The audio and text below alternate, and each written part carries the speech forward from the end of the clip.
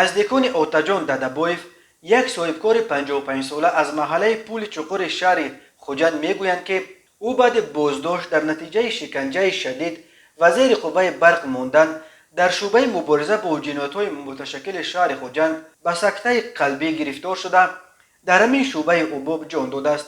اما مقامات گفتند که او را به سبب بیماری قلبش به بیمارستان برده بودند و او در بیمارخانه وفات کرده است.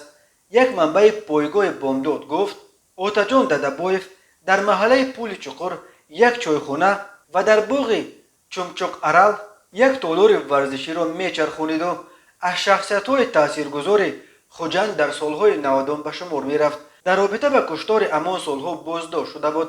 او میگوید پس از چند ساعت بازداشت غیر قانونیش جسد او از ماشین یاری تاجیری در بیمارخانه پایین آورده شد. آثار علت کوب شدید و زیر قوه برق ماندن در تمام بدن او مشاهده میشد.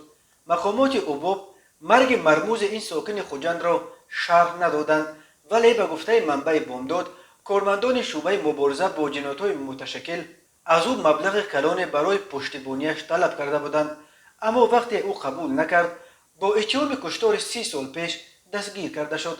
قضیه این کشتار این بود است که نفر با نام شفقت در اولهای سالهای 90 بعد یک خرخشه برادر اوتاجان ددبایف را به قتل میرساند. دوستان و نزدیکان او شفقت را لطکوب میکنند و در نتیجه او نیز جان میدهد.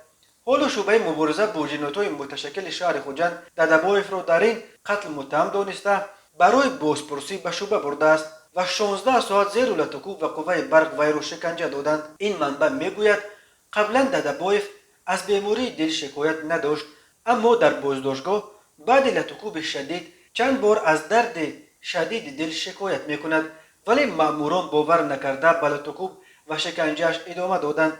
تنها بعد به این عذابها طاقت نکردن و از هوش رفتن بازداشت شده کارمندان عباب یاری تاجیلی را دعوت کردند، ولی اثنای انتقال به بیمارخانه قلب ددبایف در همان شعبه عباب از زدن مانده است. مقامات جسد اوتاجان ددبایف را به خویشاوندانش سپرده طلب کردند که به یگان تفتیش و سنجش هرچه زودتر او را دفن کنند. به گفته آنها وقت شستن میت پایهایش کبود بود و از بس که مدت زیاد او را زیر قوه برق مانده بودند دستانش از مشت گشوده نمیشد.